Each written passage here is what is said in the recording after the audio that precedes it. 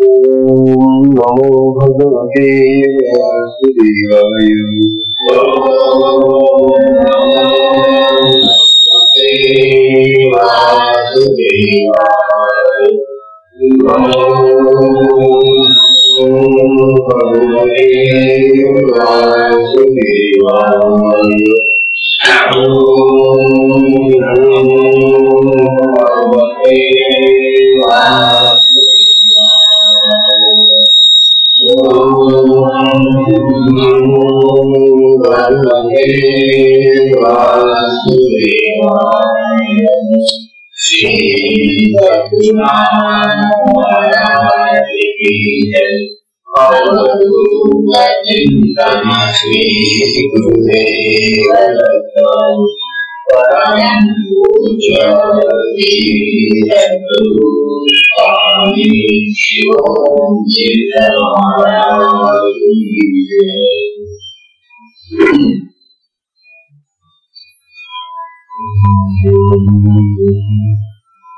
ओम नारायणं पद्मभवं वसिष्ठं शक्तिं च तत्पुत्रपराशरं च व्यासं शुकं गौडपदं महान्तं गोविन्दयोगीन्द्रं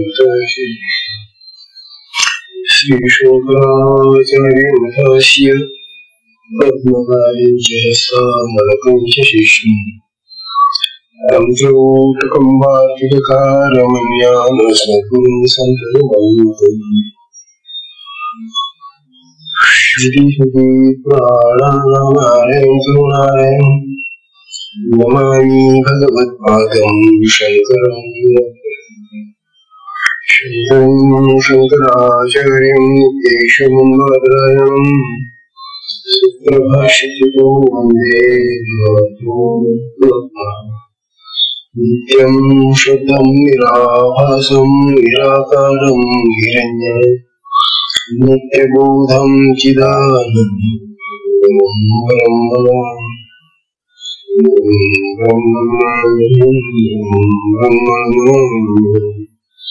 ईश्वरो गुरुरात्मेति भक्तिवेदविभागिनी व्योमवत् व्यक्तदेहाय दक्षिणामूर्ते।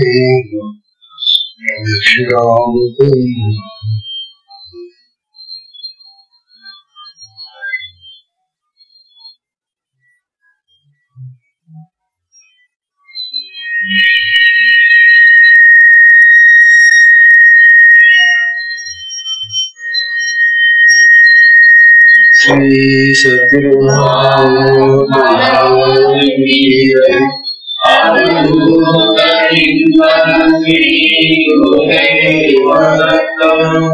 परम पूज्य श्री सद्गुरु स्वामी शिवों महाराज की जय।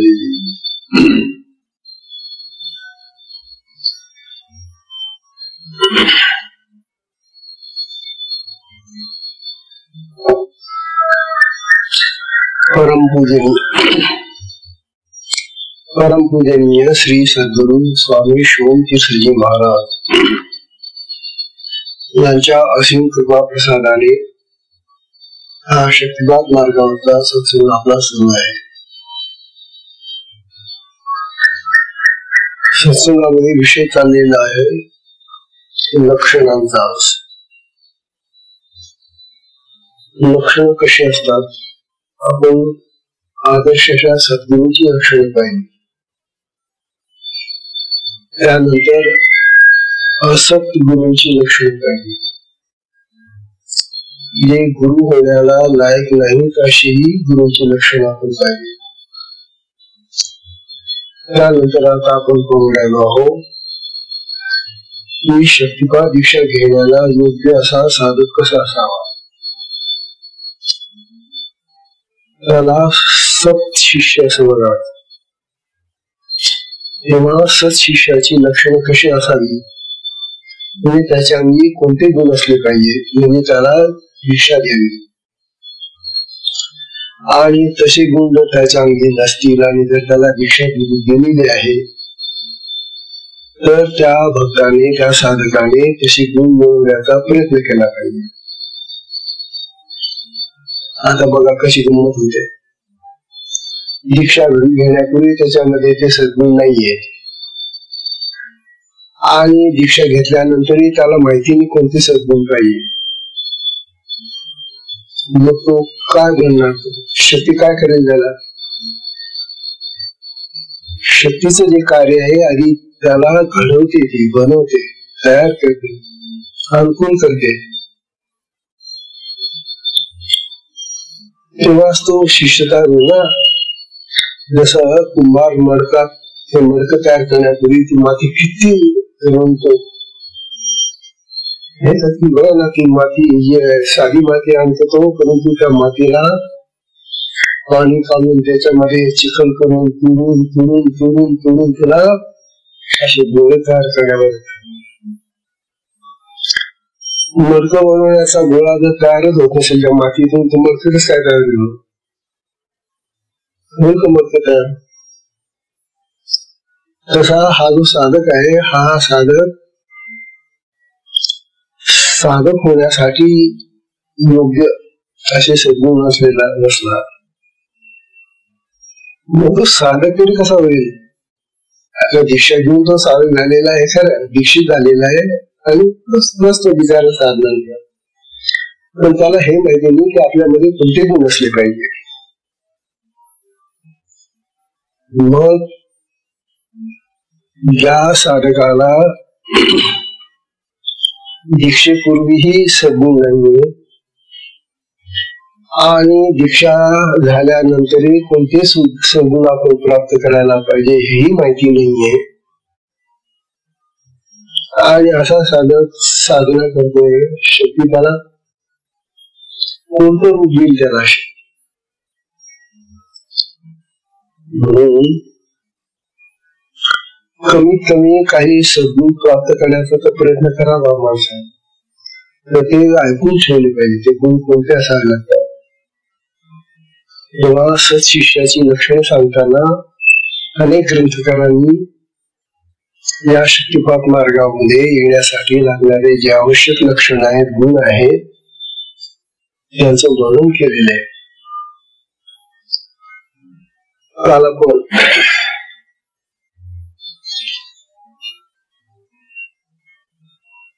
शिष्यांची लक्षण पाहत असताना शरीरम अर्थम प्राणांश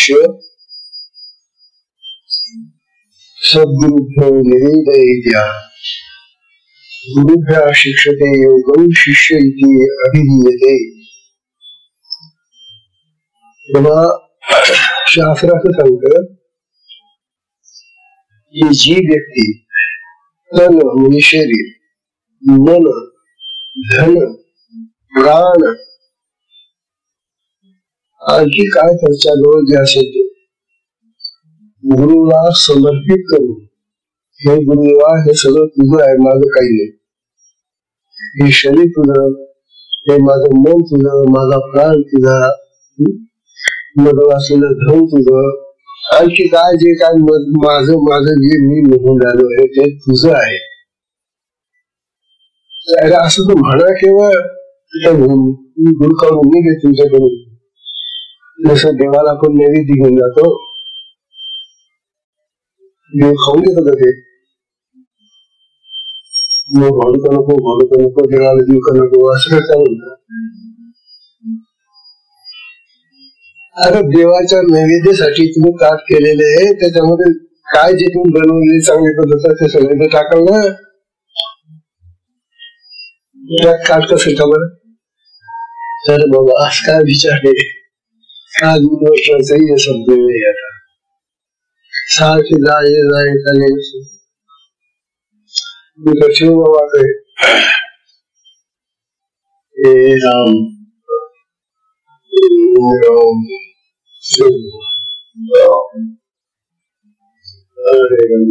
हे वशी बत्ती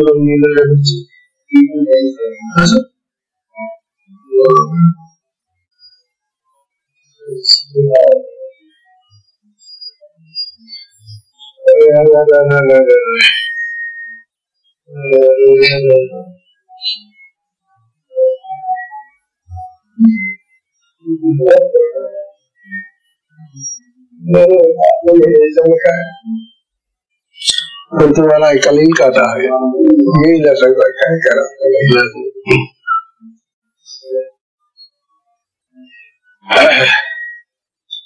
तेव्हा सशिष्याची लक्षणं तर ऐकून ठेवा. तो जो सशिष्य असतो तो आपल्या जवळ असलेलं काय तन मन धन प्राण आणखी काय जे काय त्याचं जवळ असेल ते सगळं गुरूंचं आहे असं समजतो. समजायला सुद्धा काही हरकत नाही ना हो. मी काय गुरुला तर देऊन तर टाकत नाही, पण मानायला काय हरकत आहे. पण ते मानण्या इतकं सुद्धा आमचं मनच सुटत नाही. त्याला काय करणार. म्हणून जो सद्गुरूंना समर्पित होऊन म्हणजे सगळं अर्पण करून साधना करतो किंवा दीक्षा घेतो त्याला शक्ती सगळं काही देऊन टाकते. बोला. जो साधक सद्गुरूंनी दिलेली शक्तिपात साधने सतत निमग्न राहतो मुक्तामध्ये. कारण तो म्हणतो आता मला काळजी करायचं काही कारण नाही. मी आता सगळं सद्गुरूंना अर्पण करून दिलेलं आहे. हे शरीर गुरूंचं आहे, मन गुरूंचं आहे, सगळं काय जे माझं आहे ते गुरूंचं आहे आणि मी गुरूंचं आहे. आणि आता मी जर गुरूंचाच आहे तर मला काळजी करायचं काय खरं. गुरु मला सांभाळत नव्हतं ना सांभाळत आता ती जबाबदारी त्यांची. आज टाकून तर पहा थोडीशी जबाबदारी गुरुवर. गुरु शक्ती अफाट कार्य करते. तेव्हा या गुरु शक्तीचा स्वाधीन थोडस व्हा असं शास्त्र सांगतो. तेव्हा समर्पित होऊन सद्गुरूंचा मी आहे, मी सद्गुरूंना देऊन टाकलेला आहे, मी आता माझं काही नाही अशा भावातून दीक्षा घ्या आणि साधना करा.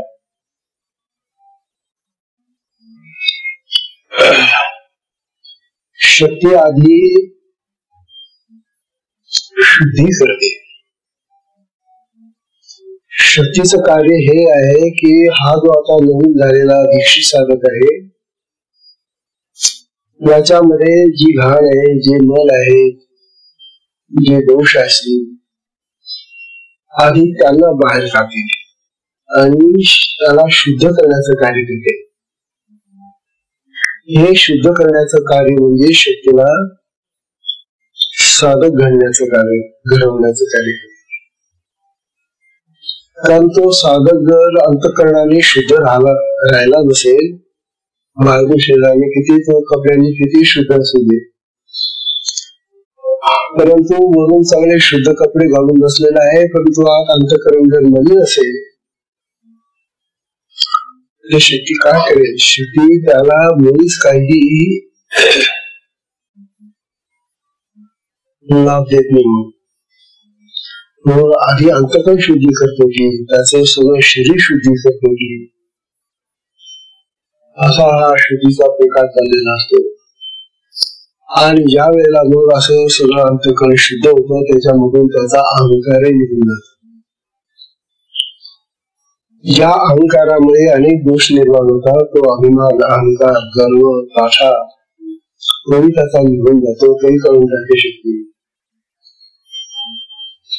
तेव्हा असा शिष्य सत्शिष्य म्हणून ओळखला जातो. आता सत्शिष्य सर्व कार्यात कुशल असतो. एकदा का तुमची चित्त शुद्धी झाली, अंतःकरण शुद्ध झालं, शरीर शुद्ध झालं, मग बघा तुम्ही जे काम हाती घ्याल मग ते जगातलं असो नाही तर परमार्थातलं असो हे अतिशय कुशलतेने चतुराईने करतो. ही चतुराई, ही कुशलता जी त्याच्या कार्यामध्ये आलेली आहे ती शक्तीने त्याला निर्माण करून दिलेली असते. मग तो स्वच्छता पाळतो, कृतज्ञता म्हणजे ज्याने आपल्याला, ज्या शक्तिमत्तेने आपल्याला एवढं दिलं, तिची कृतज्ञता म्हणजे तिची आज्ञा मानतो, तिचे उपकार मानतो. असा जो साधक असतो मग तो पापभीरू असतो. पापभीरू म्हणजे पापाला घेणारा, पाप कर्माला भीतो.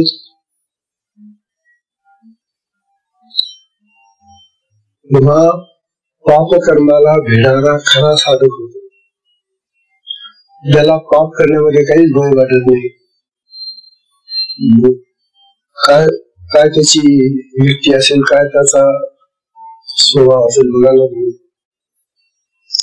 तेव्हा तो पापभीरू असतो. सर्वांवर उपकार करण्याची त्याची इच्छा असते. तो कोणी येईल, प्राणी, पशु, पक्षी, कोण का असेल, त्यांच्यावर उपकार करावा. आपल्या जवळ जे आहे ते त्याला देत राहावे. साधू सज्जनांचा तो सन्मान राखतो. अनेक अन्य मार्गाचे साधू असतात, सज्जन पुरुष असतात, संत लोक असतात. अशा सगळ्या चांगल्या लोकांचा तो सन्मान करतो.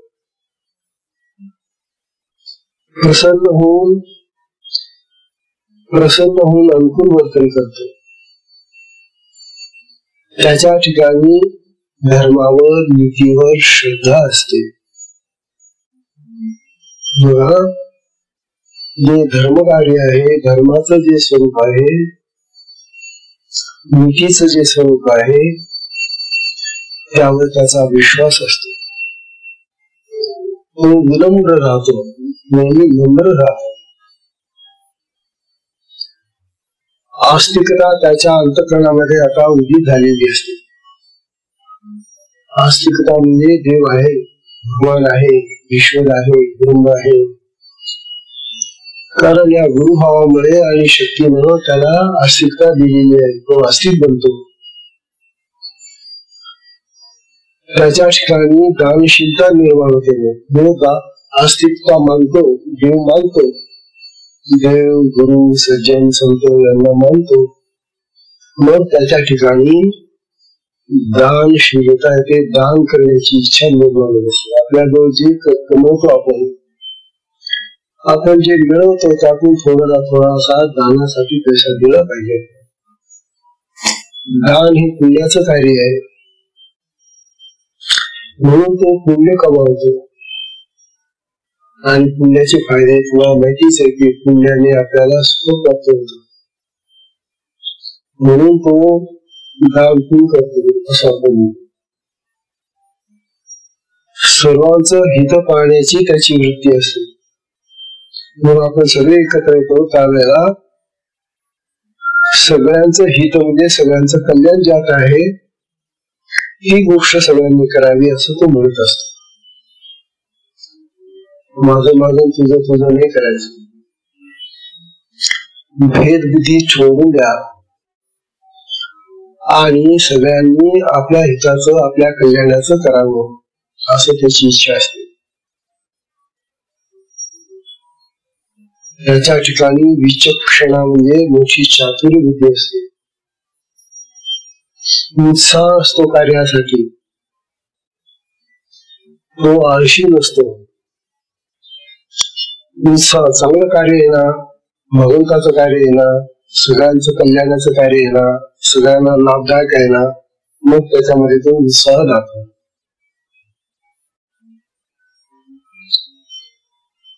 उत्साह दाखवून प्रयत्नशील असतो त्या कार्यासाठी, प्रयत्न करतो. असाध्य जरी असलं, समजा आता हे काम फार मोठं आपल्यासारख्या सामान्य लोकांना जमणार नाही असं काम घेतलं आपण आहे, परंतु त्यामुळे तो कधीही डगमगत नाही, आपला धीर सोडत नाही.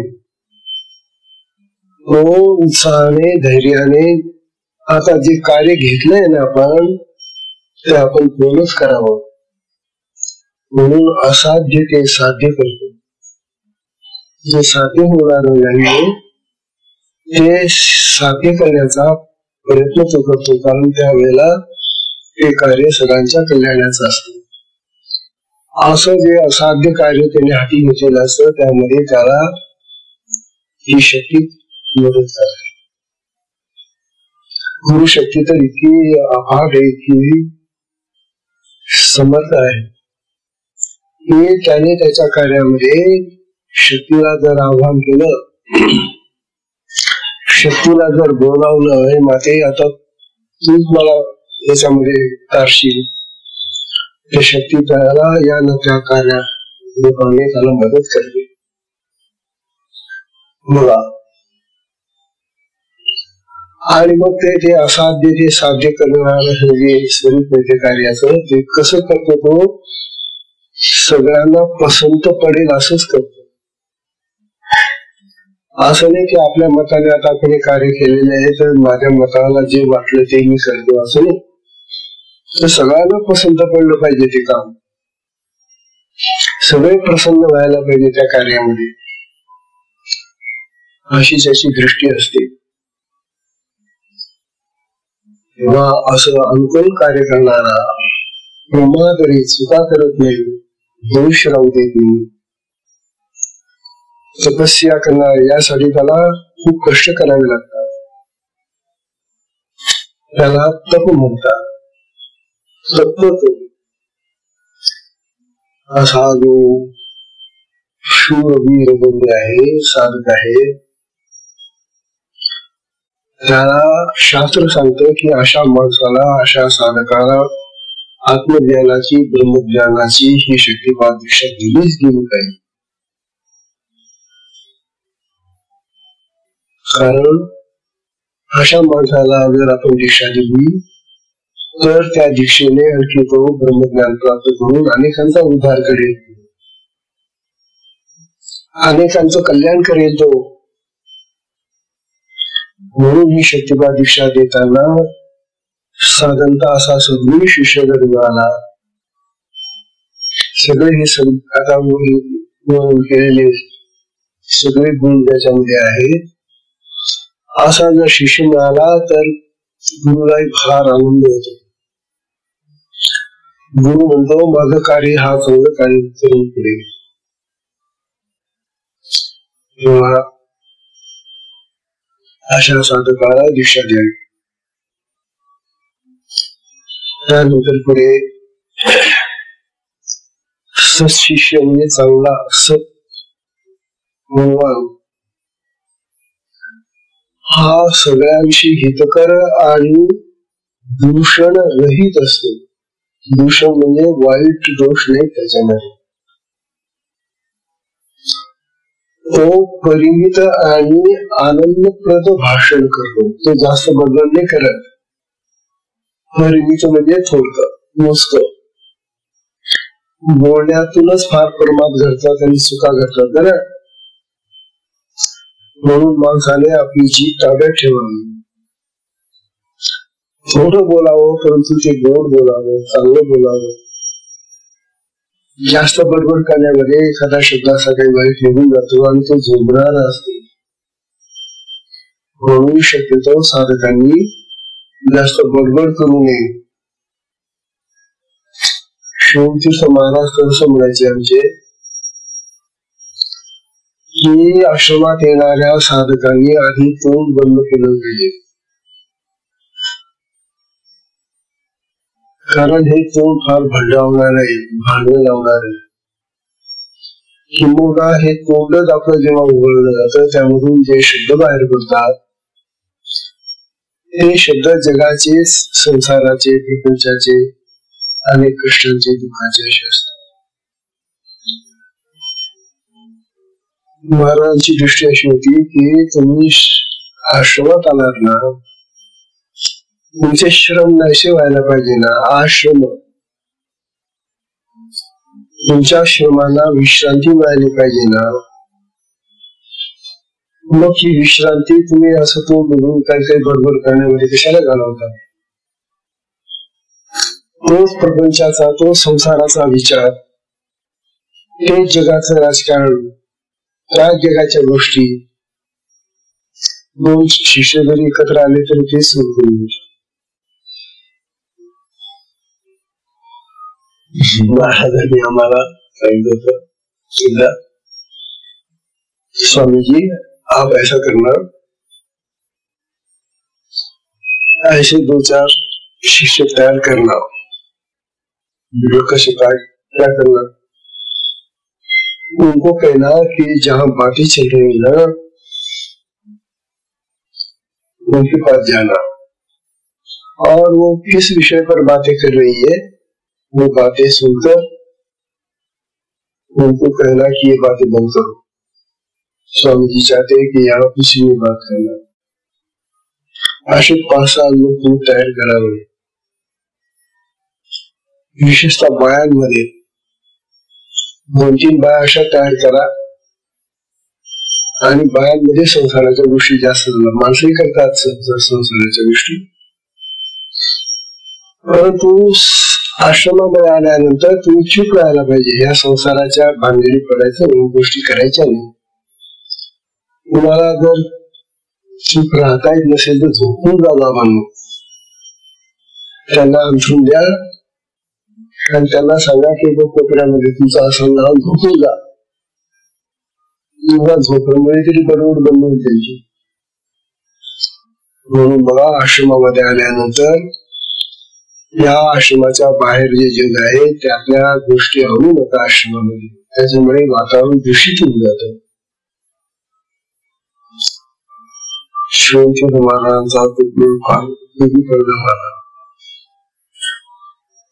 त्यामुळे प्रत्येक साधक आमच्यापासून घेऊन राहायचं, अरे बापरे कोण आमचं भाषण ऐकतो का काय, सहसा कोणी बोलत नसेल। तात्पर्य एवढं त्यांना काही तुम्हाला दुखायचं नाही, त्रास द्यायचा नाही, एवढंच सांगायचंय की बाबांनो, तुम्ही ज्या गोष्टी करताना संसाराच्या, त्यामुळे तुमचं मन संसारामध्ये पुन्हा चाललं जातं, आणि ते आता संसारात जाऊ नये, आश्रमात आल्यानंतर साधनेत रमावं, एवढ्यासाठी आम्ही सांगतो। तेव्हा सर्वाशी निर्मित भाषण आणि आनंदकर भाषण, तो अत्यंत बुद्धिमान आहे आणि चतुरही असतो, त्याची बुद्धी चाणाक्ष तरल असते, सांगितलेली अवघड गोष्ट तो तत्काळ समजतो, हा फार महत्वाचा मुद्दा आहे। आता इथे आपण दररोज निराळे विषय घेऊन आणि शास्त्रांचे उतारे घेऊन, शास्त्रांचे दाखले घेऊन आपण या गोष्टी समजून दाखवतो, कारण त्या गोष्टी अतिशय कळायला कठीण असतात।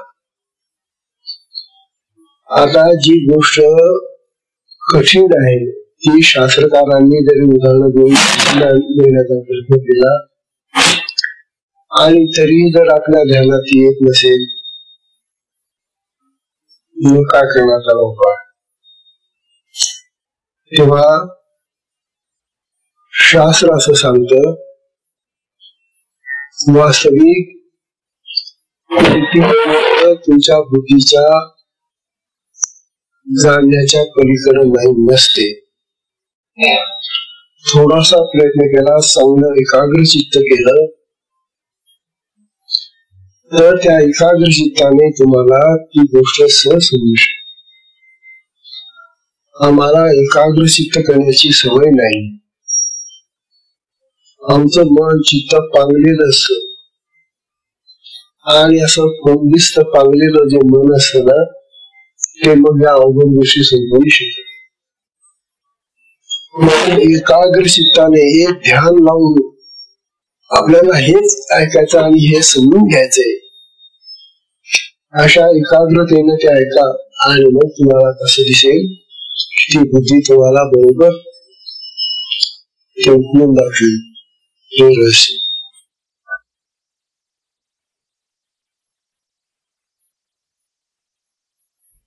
तेव्हा कितीही अवघड गोष्ट असली तरी तो तत्काळ समजतो,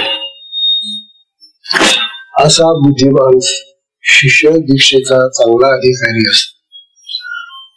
अशा शिष्याला दीक्षा दिल्याने ही जी आपली दीक्षा आहे ती दीक्षा त्याला खूप लाभ देते। ती शक्ती त्याला चटकन मोठमोठ्या उच्चाच्या अनुभवावर घेऊन जाते. पुष्कळ साधकांना इतकी वर्ष दीक्षा घेऊन चांगले असे उच्च असा अनुभव का येऊ शकत नाही? किंवा शास्त्र असं सांगतं की हे जे शिष्याची लक्षण आहेत, ही सत्शिष्याची लक्षणं त्या साधकामध्ये नसतात आणि त्यामुळे त्याला साधनेमध्ये हे उच्च अनुभव लवकर येत नाही.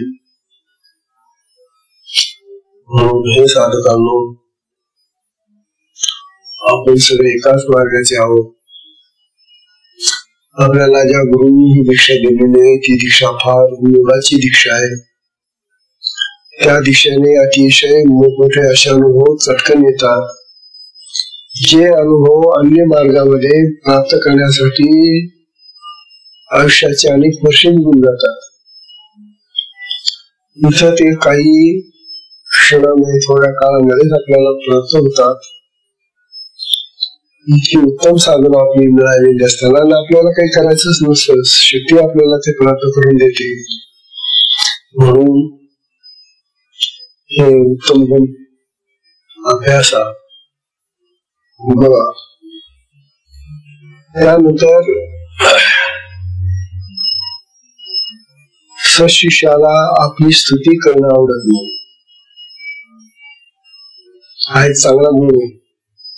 लोक विनाकारण त्याला खुश करण्यासाठी त्याची स्तुती करतात, त्याचे गोडवे गातात. अहो तुम्ही किती चांगलं काम करता, अहो तुम्ही किती चांगले हो, अहो तुम्ही ते काम किती चांगलं केलं हो. महा जास्त खोलतो. असं खोलण्याने उलट एखाद्या वेळेला बिघाड होण्याची शक्यता असते. म्हणून आपली स्तुती कोणी जर करू लागला तर त्याला म्हणावं, बाबा बस झालं,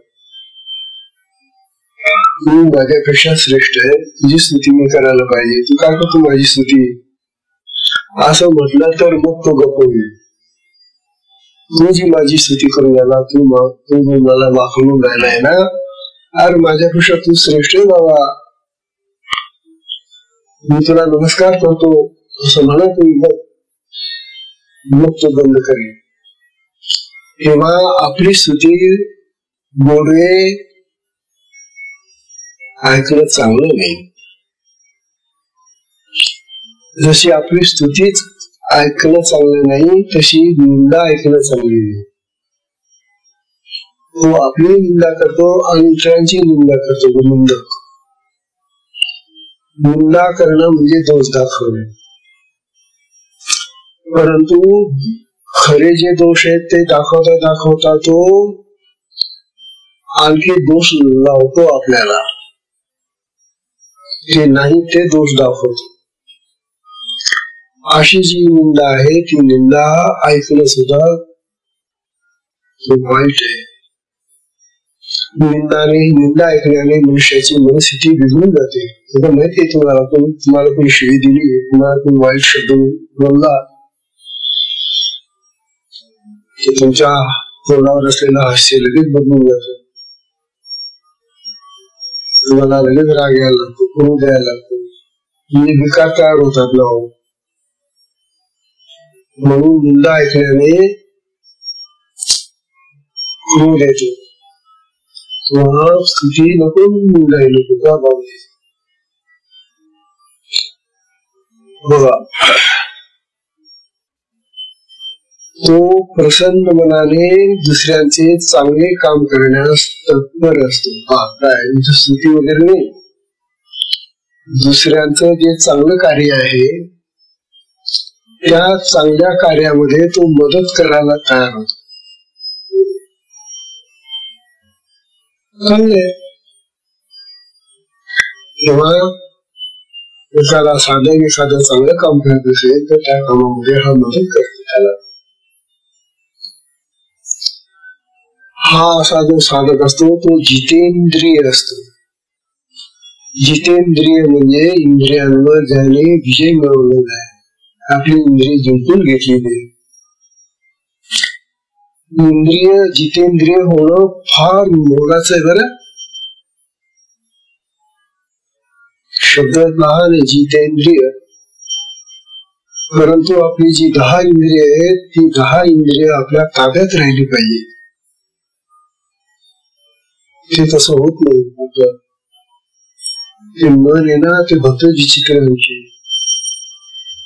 बुद्धी आणखी वेगळंच करते.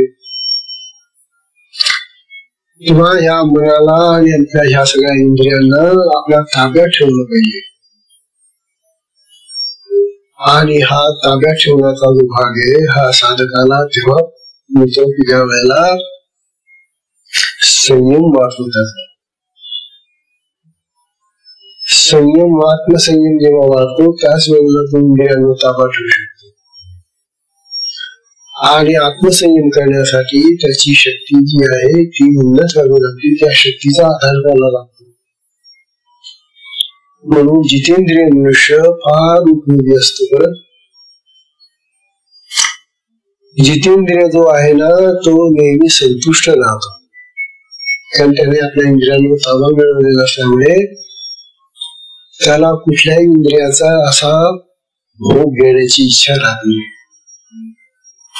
इंद्रिय हे भोग घेण्यासाठी लालचावलेले असतात.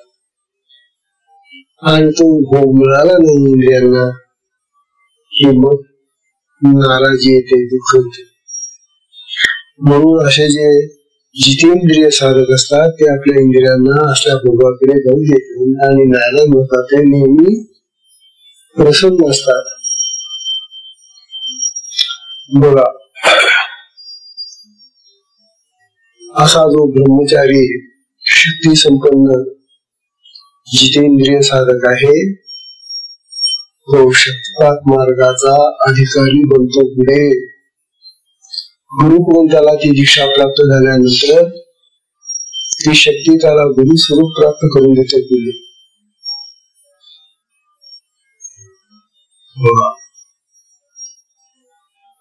त्याला मनस्ताप कधी होत नाही.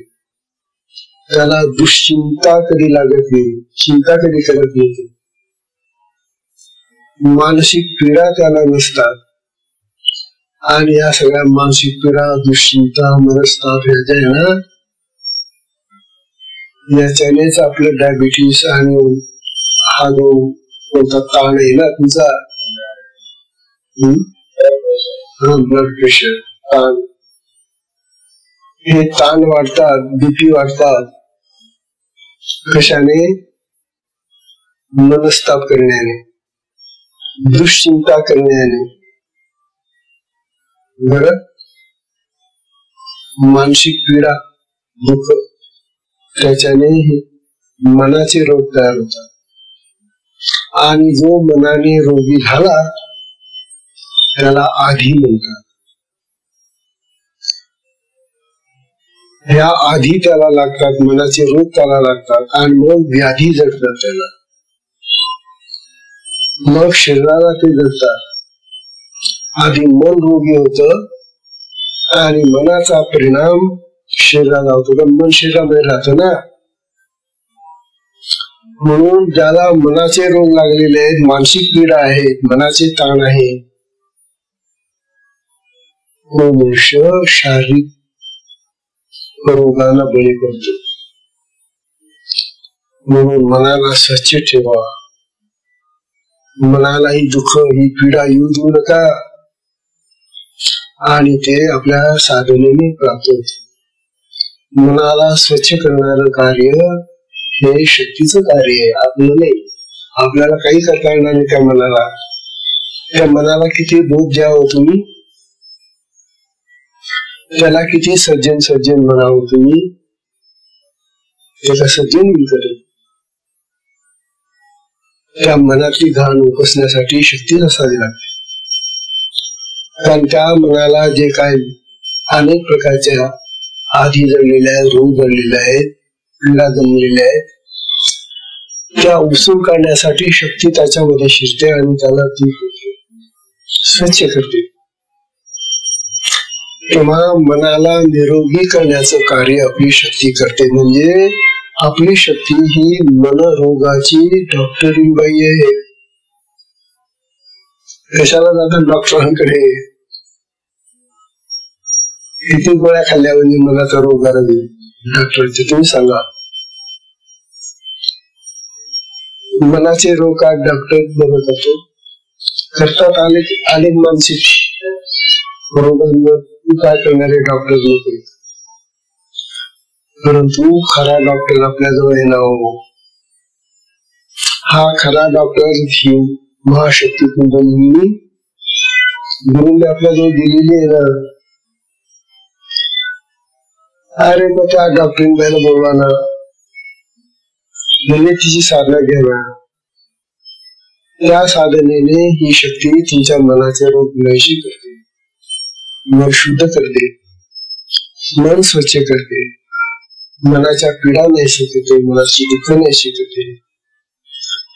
अशी ही जी डॉक्टरीन बाई आपल्या शरीरामध्ये कुंडलिनी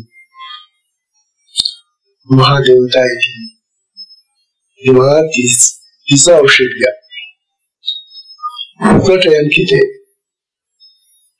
तुम्हाला काही खर्च नाही. कुठे प्रवास करून जायची इच्छा नाही, कुठे चालले प्रवास करत आणि अशा दिवसामध्ये प्रवास करणं म्हणजे फार वाईट. बरं तुम्हाला माहिती आहे आता किती ऊन पडायला लागलेले आहे आणि पाणी नाहीये. पाण्याचं दुर्भिक्ष सगळीकडे झालेलं आहे आणि ते घाण पाणी पिण्यात येतं, मग पोटाचे रोग जमा होतात.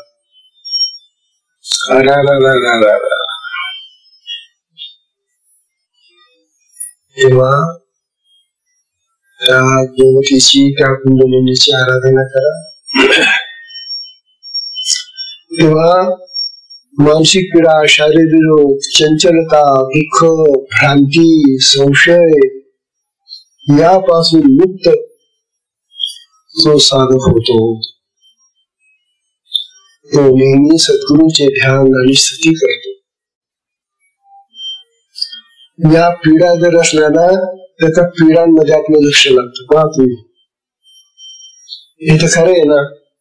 समजा आपल्या पोटामध्ये काही गोळा घुसला किंवा पायात काहीतरी दुखाव झाला किंवा डोक्यात काहीतरी ताप धरला तर आपलं लक्ष कोणीकडे जाईल, मन कोणीकडे जाईल? सगळं त्या दुःखाकडेच असतं ना हो. म्हणून आधी ही दुःख नष्ट केली पाहिजे, तरच सद्गुरूंचं ध्यान होईल, तरच आत्म्याचं ध्यान होईल, तरच आपल्याला साधना चांगली जमेल. तेव्हा सद्गुरूंचे ध्यान, त्यांचं स्मरण, देवदेवतांची आराधना, पूजा पाठ करा ना. त्यामुळे मनाला स्वास्थ्य लाभेल, मन तुमचं चांगलं स्वच्छ राहील आणि ज्याचं मन स्वच्छ होतं, आरोग्य संपन्न होतं, मग तो मनुष्य प्रसन्न राहतो, सुखी राहतो. बरं आता सणाची वेळ तर संपलेली आहे, परंतु समर्थ रामदास स्वामींनी स्वशिष्यांची जी काही लक्षणं सांगितलेली ती जरूर ऐका. या साधू संतांनी फार आपल्याला शिकवलेले. आता समर्थ रामदास स्वामी काय सांगतात? शक्तिपातासाठी शक्तिपात विद्या आणि ती दीक्षा यासाठी शिष्य कसा पाहिजे, कसा शिष्य मिळाला म्हणजे ही शक्तिपात दीक्षा त्याला अधिक लाभदायक होते. समर्थ म्हणतात शिष्य पाहिजे निर्मळ, म्हणजे मळरहित. आता हे मन कुठं राहतात? हे फक्त अंगावरच राहतात, कपड्यावरच राहतात का? हे जे मळ आहेत हे आपल्या मनात, चित्तात, बुद्धी, अंतःकरणात, शरीरात असतात. मळरहित शिष्य पाहिजे. शिष्य पाहिजे निर्मळ, शिष्य पाहिजे आचारशील. त्याचा आचार चांगला पाहिजे, आचाराने शुद्ध राहायला पाहिजे. आणि जर अंतःकरण शुद्ध असलं ना तर आपोआप त्या अंतःकरणातले शुद्ध सात्विक भाव त्याच्या कर्मामध्ये येतात. हे तर आपण नेहमी पाहतो ना, तुम्ही जे खाल्लं असेल ना त्याचे ढेकर येतील. तुम्ही कांदा खाल्ला तर कशाचे ढेकर येतील, लसूण खाल्ला तर कशाचे ढेकर येतील, लसूण कांद्याचे ढेकर येतील ना, वास येईल ना तोंडाचा. मग तुम्ही जे खाता त्याचे ढेकर येतात. म्हणून आमच्या अंतःकरणामध्ये जे असतं ना, जे मल आहेत ना, त्याच मलांचं आमच्या कार्यामध्ये रूपांतर होऊन ते आमचं कार्य बिघडून जातात, ते कर्म दूषित होऊन जातात. बघा ना, शिष्य पाहिजे निर्मळ, शिष्य पाहिजे आचारशील, शिष्य पाहिजे केवळ विरक्त अनुतापी. बघा समर्थ होता, शिष्य कसा पाहिजे, विरक्त पाहिजे, अनासक्त पाहिजे. विरक्त म्हणजे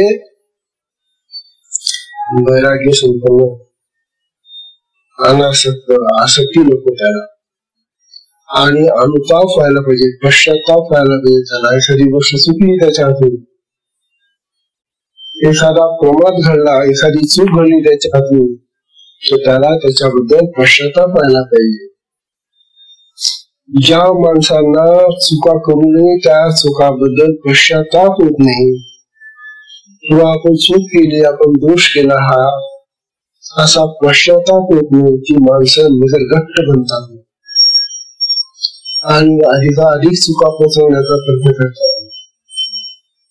पहा तुम्ही, एखादा मनुष्य खोटं बोलायला लागला, ते खोटं बोलण्याचं पाप जर त्याने खरोखर काय पश्चातापाने व्यक्त केलं नाही, तर त्याला ती खोटं बोलण्याची सवय लागून जाते. आणि हळूहळू तो आज एकदा बोलला, दोनदा बोलला, 10 वेळ बोलला, मग तो नेहमी जेव्हा जेव्हा अशी काही वेळ येतात त्यावेळेला खुशाल खोटं बोलत राहतो. अरे खोटं बोलणं हे जीवेचं पाप आहे, ते इंद्रिय तुमचं बळून गेलं. मग या खोटं बोलण्यावर एक फार सुंदर वचन संस्कृती सगळ्यांनी बोलून घेतलं. मला वाटतं मी मागे सांगितलं, ते वचन सगळ्यांनी मनामध्ये कोरून ठेवलं पाहिजे. सुंदर वचन. आणि जे खोटारडे असतील, खोटं बोलणारे लोक असतील ना, तुमच्या माहितीतले, माझ्या माहितीचं कोणी नाही बाबा, पण तुमच्या माहिती जर असं कोणी मनुष्य खोटं तुमच्याशी बोलला असेल, तर त्यालाही हे वचन घेऊन द्या, सांगा.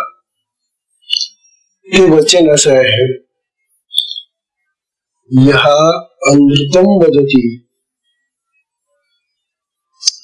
यहा अनृतम, अनृतम म्हणजे खोटं, वदति, यहा अनृतम वदति, सहा समूलम, सहा समूलम परिशुष्यति, सहा समूलम परिशुष्यति. अर्थ लक्षात द्या. यहा अनृतम वदति म्हणजे जो मनुष्य, जो साधक खोटं बोलतो, त्या खोटं बोलण्याचा परिणाम काय आहे, सा समूलम परिशुष्यति, तो मुळासकट सुकून जातो. जसं झाड मुळासकट सुकलं मग त्याला पानं, फुलं, फळं येतील का हो? जसं झाड मुळासकट सुकून जात, तसं हा साधक मुळासकट सुकून जाईल पुढे, खोटं बोलणारा साधक. असं शास्त्राचं वचन आहे. माणसाने खोटं बोलू नये. खोटं बोलणं महापाप आहे. तेव्हा अशी ही सशिष्याची लक्षणं समोर सांगतात, पूर्ण झालेली नाही होती. आणि सत्संगाची वेळ आता संपलेली आहे. लाईट म्हणून काय करावं किंवा आजच्या सत्संगामध्ये तुम्ही बसून एवढ्या अडचणीमध्ये तुम्ही सगळं सहन करून बसतात ऐकतात. ही आमची महाराजांची कृपा समजायची तुमच्यावर. किती संशयशील आहात तुम्ही. पाण्यामध्ये तुम्ही बसलेले आहात, तुम्ही हात फुसफुस करतात, मारले नाही, लाईट नाही, फॅन नाही, मग सर्व सद्गुरूंनी तुम्हाला आता तपस्वी बनवलेलं आहे. तेव्हा या तपाची आता प्राप्ती फळ प्राप्त होईल तुम्हाला. भगवान तुम्हाला अशीच सद्बुद्धी देत राहू आणि असा सत्संग तुम्ही सतत ऐकत राहू. हरि ओम तत्सत.